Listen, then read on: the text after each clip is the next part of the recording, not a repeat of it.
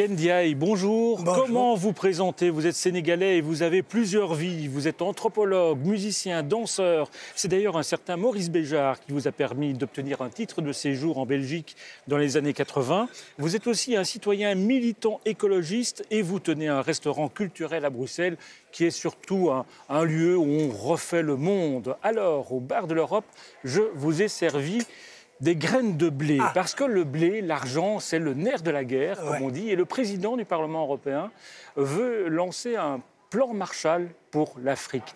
40 milliards d'investissements qui pourraient à terme devenir 400 milliards. C'est une bonne idée. Le Sud, l'Afrique a toujours besoin de l'argent du Nord? Alors, tout dépend évidemment pourquoi. Tout dépend pourquoi.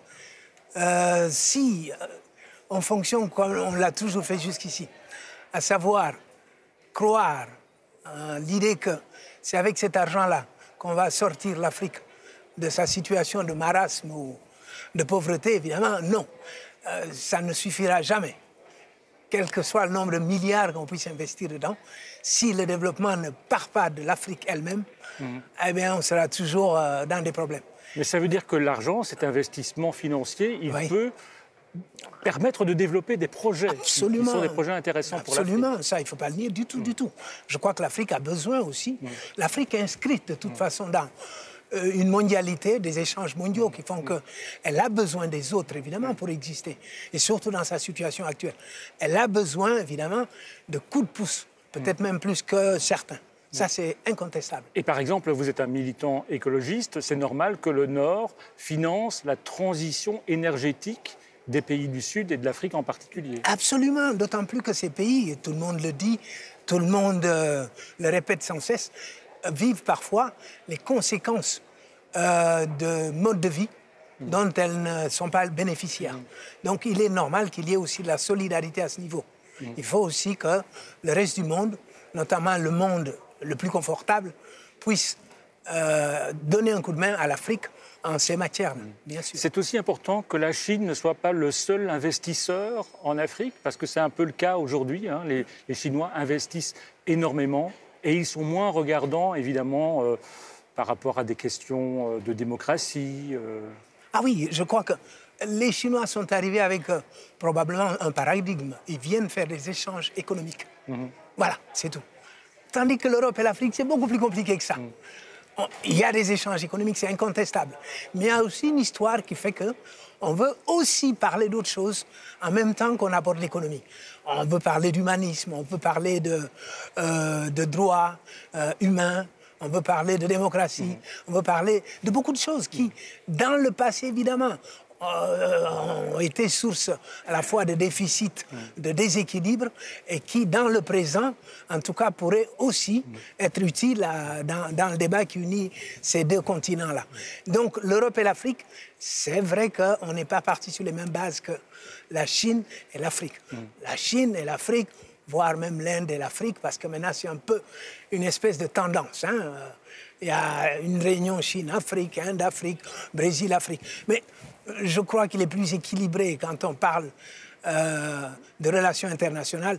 Europe-Afrique, là, il y a une histoire. Il y a une histoire pour laquelle je crois qu'il est utile que l'on continue à fonctionner ensemble. Les problèmes de l'Afrique sont aussi des problèmes de l'Europe, quelque part. On le voit dans le dossier de la migration. Absolument.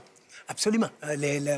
Les problèmes, ils sont incroyablement liés, ces pays-là, indépendamment du volet économique.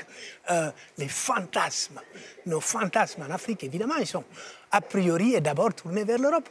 Je parle en français, d'ailleurs. Hein?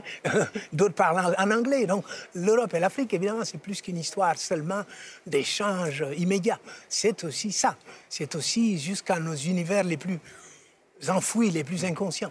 Normal. Je vais vous montrer une photo. Regardez cette photo qui est emblématique des drames qui se jouent en Méditerranée. Méditerranée qui est devenue quelque part un cimetière, hein, 5000 morts en 2016. Vous êtes arrivé en Europe sans connaître ce type de difficultés, mais comment vous voyez la politique migratoire de l'Union européenne? Mais c'est terrible cette histoire-là, parce que l'Europe veut mener une politique migratoire, veut le vocable à la mode maintenant, c'est sécuriser ses frontières du Sud. Je me souviens, je crois que c'est déjà en 2004, ici, j'étais présent dans les institutions européennes, quand on évoquait cette question avec le fameux Kadhafi. On évoquait déjà la sécurisation des frontières du Sud. Mais ça veut dire quoi, sécuriser les frontières du Sud? Je crois qu'il serait plus intelligent de maîtriser au sens de trouver des voies et moyens pour que les gens puissent circuler et sans que ça provoque des heurts de part et d'autre. Ça, je suis convaincu qu'il y a des solutions. Je suis parfaitement convaincu qu'on peut faire circuler les gens sans qu'il y ait ce fantasme ou cette espèce... Il y en a qui parlent d'appel d'air. Non, je n'y crois pas à l'appel d'air. Il y a des preuves historiques qui montrent que l'appel d'air ne fonctionnera pas. Ça n'est pas, on ne peut pas paniquer à cause de ça. L'Europe s'est ouverte. L'Europe a commencé à 6, puis on est à 20... combien? On a craint à un moment donné, parce que moi j'étais déjà en Europe, j'ai milité dans l'associatif énormément, avec des ressortissants de pays comme la Grèce, comme le Portugal, comme l'Espagne, qui n'étaient pas dans l'Union européenne. Et on avait dit, s'ils rejoignent l'Europe, ça va être terrible, quel appel d'air. Eh bien non, ça ne s'est pas annoncé, ça ne s'est pas réalisé de la sorte. Mais... Au contraire, ces pays, l'Espagne, le Portugal, ont vu leur niveau de vie s'élever.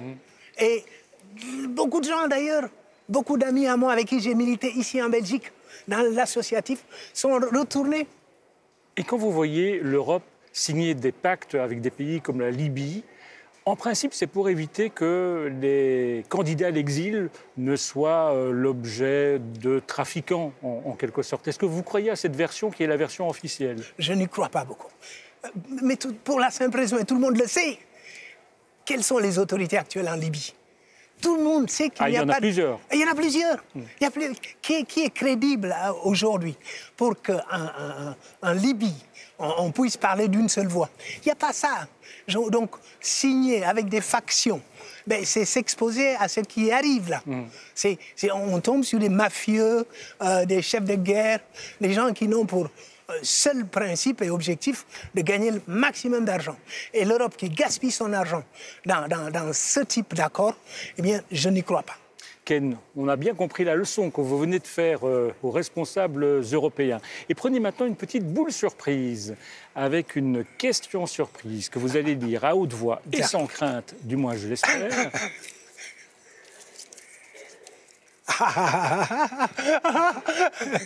Les bières africaines sont-elles aussi bonnes que les Belges?